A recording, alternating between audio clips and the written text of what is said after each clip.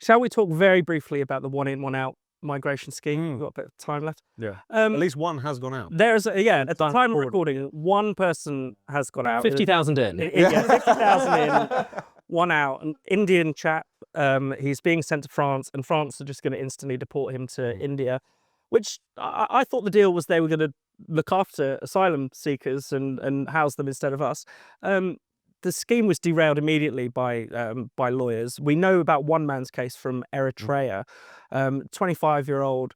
His mother paid for him to come over in a small boat.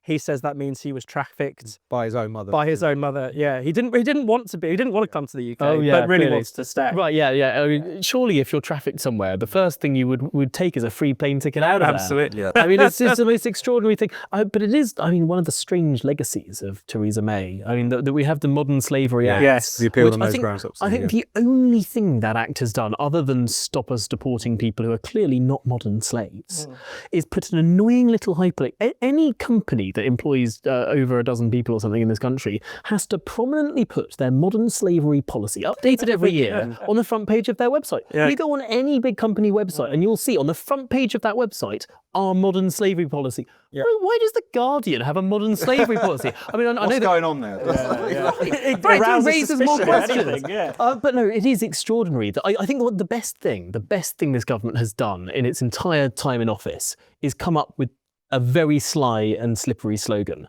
which is one in, one out. Yeah. Because it's not true at all. No. It's one out, one in. Yeah. Is it that they're sending someone away, but they're getting someone from France in return? Yeah. I don't think that we should accept this one in, one out idea. That makes it sound like someone's coming in and they're going back out again. No. It is one out, one in. Yeah, and that obviously doesn't even include the people coming in illegally. Of course, they're not obviously not counted under the scheme. I mean, I will say one thing for the Modern Slavery Commissioner. She was on Radio 4 this morning.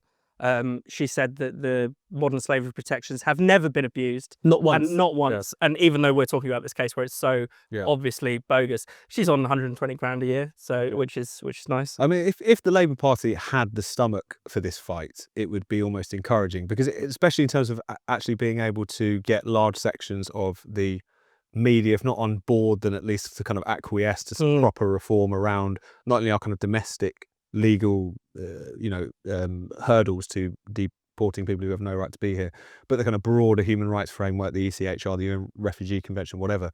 It would be a Labour Party led by a human rights lawyer. In the same way that the Tory Party could get away with doing some quite left-wing things, it's almost like the Labour Party could potentially get away with doing some quite right-wing things, but they don't have the stomach for it. I mean, this is not only Keir Starmer here. I mean, you had Lord Herman not too long ago, the Attorney General, saying that anything which he deemed to be in contravention of international law, he would essentially do his utmost to veto. Yeah. This is at the core of what they are. And there's often a lot of kind of comparison between Starmer's Labour and New Labour.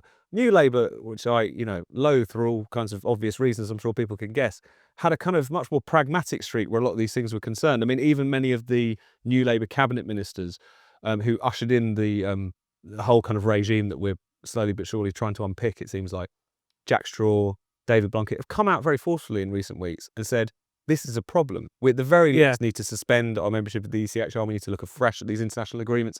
And yet the Starmer's Labour Party are incredibly blinkered on these particular questions. If I was going to bet any money about 6 months ago on someone being sacked by Starmer in a reshuffle, I'd have gone Lord Hermer. Yeah. And yet you had the most comprehensive reshuffle of just about every post. I mean, the Home Secretary is new, the Foreign Secretary is new, obviously a new Housing Secretary, a new Agriculture Secretary, and you look across the board, everyone's changed. Yeah.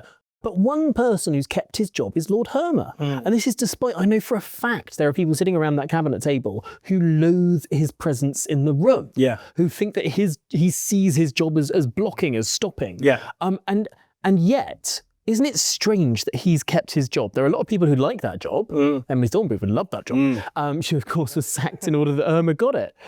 But why put Shabana Mahmood as Home Secretary if you're going to keep Lord Hermer as Attorney General? Yeah. I mean, just to frustrate her, essentially. It seems like a very, very odd decision.